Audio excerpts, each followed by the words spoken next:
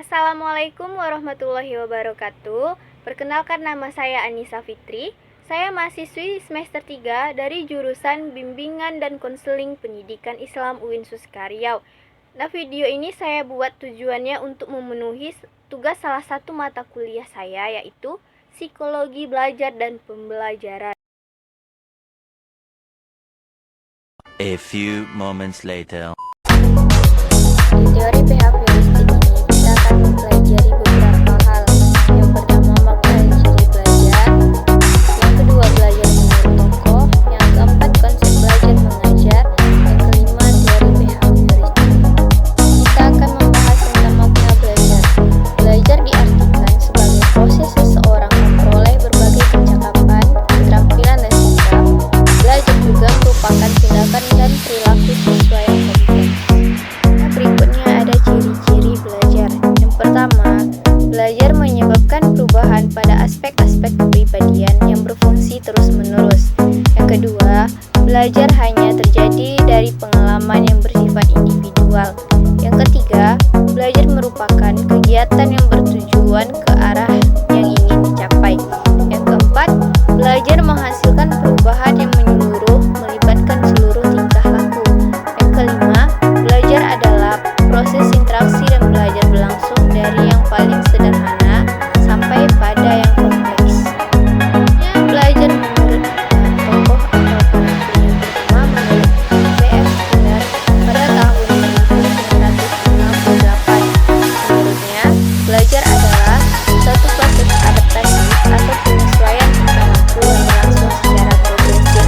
Yang kedua, menurut Peter Rickson pada tahun 1952, yang menurutnya belajar merupakan perubahan dalam kepribadian yang dimanifestasikan sebagai pola-pola respon yang berbentuk keterampilan, sikap, kebiasaan, pengetahuan, dan percakapan. Yang ketiga, menurut Vesta dan Thompson pada tahun 1970, belajar menurutnya adalah perubahan perilaku yang relatif menetap sebagai hasil dari penalaran.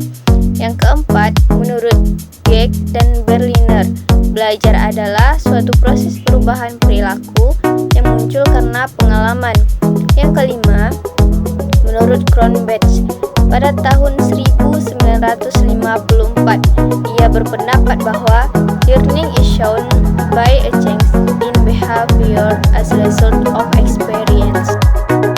Konsep dari belajar mengajar. Yang pertama, konsepnya itu ada kognitif. Kognitif ini kemampuan yang berkenaan dengan pengetahuan, penalaran, atau pikiran yang berisi tentang pengetahuan, pemahaman, penerapan, analisis, sintesis, dan evolusi. Yang kedua, afektif. Afektif adalah kemampuan yang mengutamakan perasaan, emosi, dan reaksi-reaksi yang berbeda dengan penalaran, yang berisi tentang penerimaan, partisipasi, penilaian sikap, organisasi, dan pembentukan pola hidup. Yang ketiga, psikomotorik, yaitu kemampuan yang mengutamakan keterampilan, yang berisi kesiapan, gerakan berbimbing, gerakan terbiasa, gerakan kompleks, penyesuaian pada gerakan, dan kreativitas. Nah, berikutnya kita akan memasuki tentang teori behavioristik. Belajar merupakan perubahan perilaku yang dapat diukur secara konkret. Perubahan yang terjadi melalui rangsangan atau stimulus dan respon. Stimulus adalah lingkungan belajar anak yang menjadi penyebab belajar, sedangkan respon adalah akibat atau dampak berupa reaksi fisik terhadap stimulus. Berikutnya tentang tokoh-tokoh teori behavioristik. Yang pertama, Edward Linton Dike pada tahun 1874 sampai 1947. Dia mengemukakan tentang teori koneksionalisme.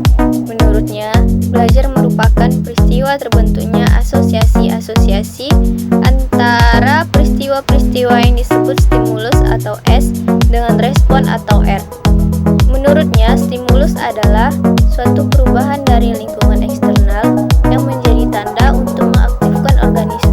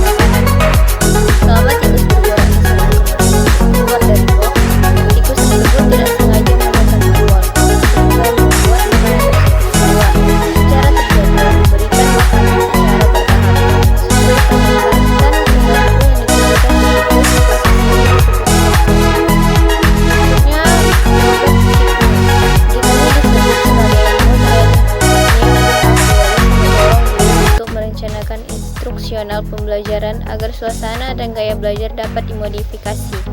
Keterampilan paling rendah menjadi dasar bagi pembentukan kemampuan yang lebih tinggi dalam hierarki keterampilan intelektual. Guru harus mengetahui kemampuan dasar yang harus disiapkan.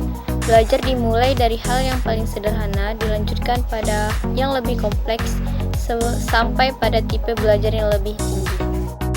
Yang terakhir yaitu Albert Bandura. Faktor-faktor yang berproses dalam belajar observasi adalah perhatian, mencakup peristiwa peniruan dan karakteristik pengamat. Penyimpanan atau proses mengingat, mencakup kode pengkodean simbolik. Reproduksi motorik, mencakup kemampuan fisik, kemampuan meniru, keakuratan umpan balik. Motivasi, mencakup dorongan dari luar dan penghargaan terhadap diri sendiri.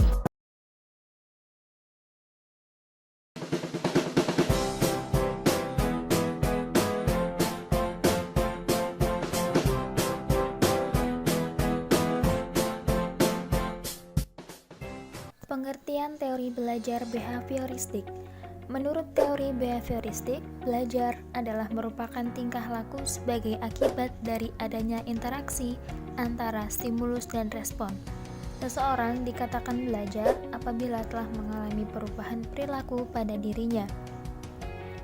Menurut teori ini, yang terpenting adalah masukan atau input yang berupa stimulus dan keluaran atau output yang berupa respon. Stimulus adalah apa saja yang diberikan guru kepada siswa untuk membantu belajar siswa, sedangkan respon adalah reaksi atau tanggapan siswa terhadap stimulus yang diberikan oleh guru.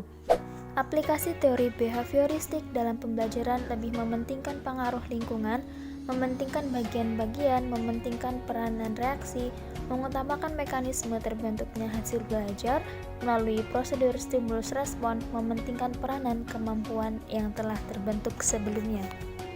Teori belajar ini pada awalnya banyak diterapkan dalam proses kegiatan belajar dan pembelajaran di kelas. Namun, setelah banyak perkembangan teori belajar lainnya, banyak masyarakat lebih tertarik dalam penggunaan teori belajar lainnya dalam proses pembelajaran. Berikut adalah ciri-ciri teori behavioristik. Yang pertama, yaitu bersifat mekanistik. Yang kedua, menekankan peranan lingkungan. Yang ketiga, mementingkan pembentukan reaksi atau respon. Yang keempat, mementingkan atau menekankan pentingnya latihan. Yang kelima, mementingkan mekanisme hasil belajar. Yang keenam, mementingkan peranan kemampuan. Dan yang ketujuh, hasil belajar yang diperoleh adalah munculnya perilaku yang diinginkan. Macam-macam teori belajar behaviorisme. Yang pertama yaitu teori koneksionisme. Menurut Thorndike, belajar adalah proses interaksi antara stimulus dan respon.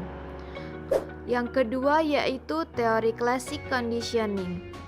Menurut Ivan Petrovich Pavlov, individu dapat dikendalikan melalui cara mengganti stimulus alami dengan stimulus yang tepat untuk mendapatkan pengulangan respon yang diinginkan. Aplikasi atau penerapan teori behavioristik dalam pembelajaran dilihat manakala terjadi perubahan tingkah laku pada peserta didik itu sendiri.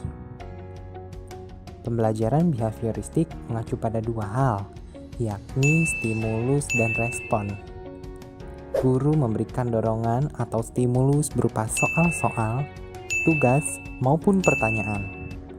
Kemudian, siswa merespon dengan jawaban-jawaban atau perubahan sebelumnya. Prinsip umum behavioristik dalam pembelajaran. 1. Teori ini beranggapan bahwa yang dinamakan belajar adalah perubahan tingkah laku. Seseorang dikatakan telah belajar sesuatu jika yang bersangkutan dapat menunjukkan perubahan tingkah laku tertentu. Yang kedua, teori ini beranggapan bahwa yang terpenting dalam belajar adalah adanya stimulus dan respons. Yang ketiga, reinforcement, yakni apa saja yang dapat menguatkan timbulnya respons, merupakan faktor terpenting dalam belajar.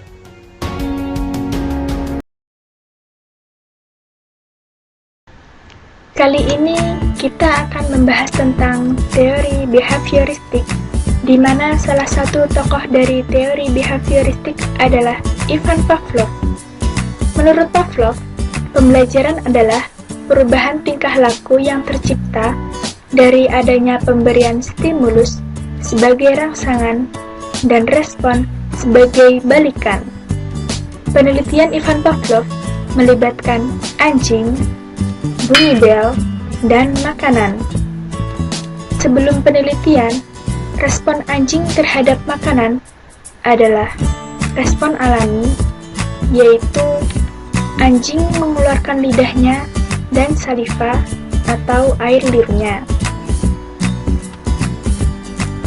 Sebelum penelitian, respon anjing terhadap bunyi bel adalah tidak terjadi apa-apa, di mana anjing tidak mengeluarkan lidah dan air liurnya ketika mendengar bunyi bel.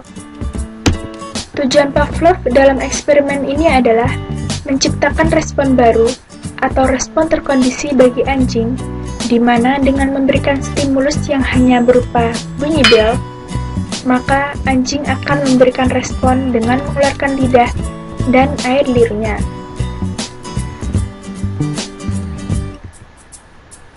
Pada hari pertama eksperimen, Pavlov memberikan makanan pada anjing yang tentu saja responnya anjing akan mengeluarkan lidah dan air liurnya. Pada hari kedua hingga hari ke-6, Pavlov memberikan stimulus berupa bunyi bel bersamaan dengan makanan yang respon anjing mengeluarkan lidah dan air liurnya. Pada hari ke-7, Pavlov memberikan stimulus hanya dengan menggunakan bunyi bel tanpa makanan, dan sangat mengejutkan bahwa anjing akhirnya memberikan respon dengan mengeluarkan lidah dan air liurnya. Nah, dari percobaan tersebut, Pavlov menyimpulkan bahwa manusia dapat membuat manusia lainnya berubah atau belajar, yaitu dengan cara menciptakan suatu kondisi tertentu dengan pemberian stimulus tertentu. Jika dikaitkan dengan pembelajaran, maka seorang guru yang ingin menciptakan suasana belajar atau tujuan belajar yang diinginkan, maka guru perlu memberikan dan menciptakan stimulus tertentu sehingga dapat memperoleh respon balikan dari siswa sesuai yang diinginkan.